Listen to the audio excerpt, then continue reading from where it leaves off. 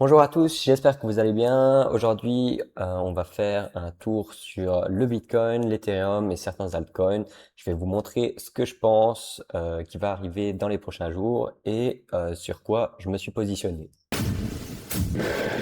On commence avec le Bitcoin, on est autour des 69 700 dollars. On est le week-end, faut bien se rappeler ça, parce que souvent, quand on pump le week-end, on dump la semaine d'après, tout simplement parce que on vient combler les gaps CME. Je vous rappelle juste que c'est un gap CME, par exemple, juste ici.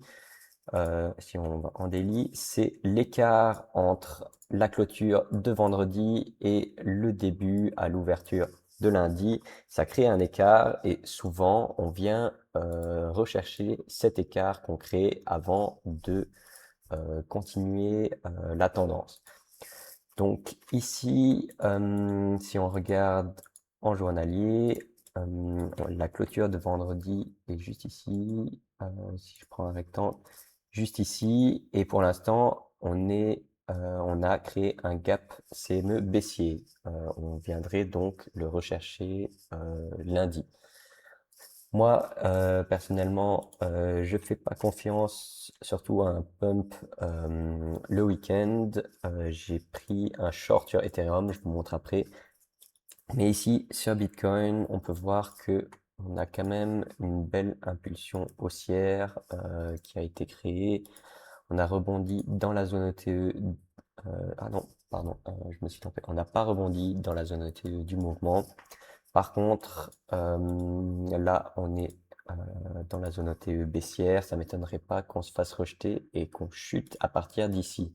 Je vous explique pourquoi. C'est parce que on est venu faire un sweep de ce high-là et qu'ensuite on s'est enfoncé. Pour moi, on viendrait théoriquement chercher un nouveau lot juste ici. Mais j'ai pas pris de position car je trouve qu'Ethereum est plus clean que BTC sur ce point-là. Donc ça c'était pour le Bitcoin. Ensuite on passe à l'Ethereum. Juste ici, vous avez ma position que j'ai prise. Je l'ai prise sur Hyperliquid parce que je farm aussi l'airdrop de Hyperliquid. On peut voir ici qu'on avait laissé une fair value gap en 4 heures qu'on vient de récupérer. On a clôturé un peu au-dessus, mais c'est pas si grave que ça si on chute à partir d'ici. J'ai mis mon SL au-dessus du dernier high et mon TP sur un nouveau lot, même si ça va contre ce que je voudrais qu'il arrive sur le marché.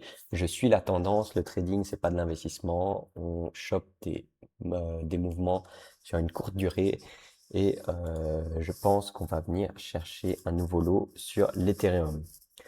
Qu'est-ce qu'on avait en plus, c'est que on était dans la zone OTE, on l'a dépassé un petit peu, mais c'est pas dramatique encore. De toute façon, j'ai mon stop loss si jamais on viendrait chercher un nouveau high au-dessus des 2150 dollars environ. On verra si mon trade passe ou si mon trade ne passe pas. Ensuite, on a le Solana. Je sais pas ce que j'ai fait là. Ah oui, on est aussi dans la zone ETE baissière. Par contre, sur Solana, c'est différent. On a laissé des highs intacts qu'on n'a pas sweep. Je vais mettre des dollars, voilà. Euh, Ça m'étonnerait pas qu'on vienne faire un truc comme ça, tac, tac, tac, boum, et qu'ensuite on se retourne. À voir. J'avais posté sur X que moi je commencerai à acheter du sol en dessous des 50 dollars, ce qui correspond à l'avant-dernière FVG en monthly sur Solana. Ça, c'était pour le Solana. Ensuite, je voulais vous parler du Tao qui a bien pump aujourd'hui. J'ai mis une alerte sur les 260 dollars. Si jamais on a quelque chose qui se forme par ici, ça correspond à la zone OTE de tout le mouvement ici et je target un nouveau lot sur le Tao. Après, ici, en 30 minutes ou en 1 heure plutôt. On voit déjà un retournement.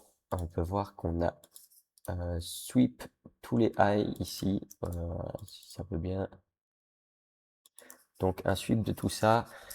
Je sais pas, peut-être que je vais prendre un short. Ça a l'air intéressant.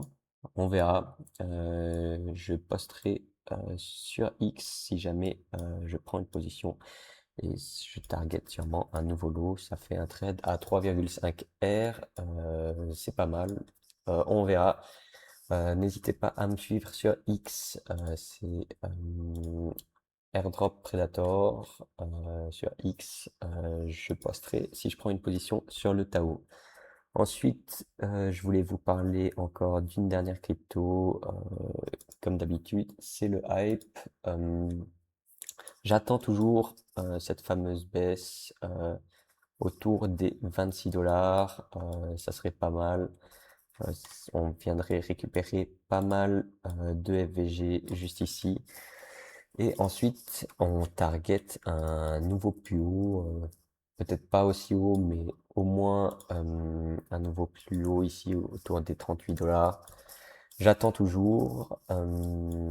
Et sinon, c'est tout pour cette vidéo. Merci de m'avoir écouté. Si vous aimez bien mon contenu, n'hésitez pas à vous abonner. Vous pouvez mettre en commentaire si vous souhaitez que j'analyse une de vos cryptos. Et je vous souhaite une excellente journée et une bonne fin de week-end. Ciao!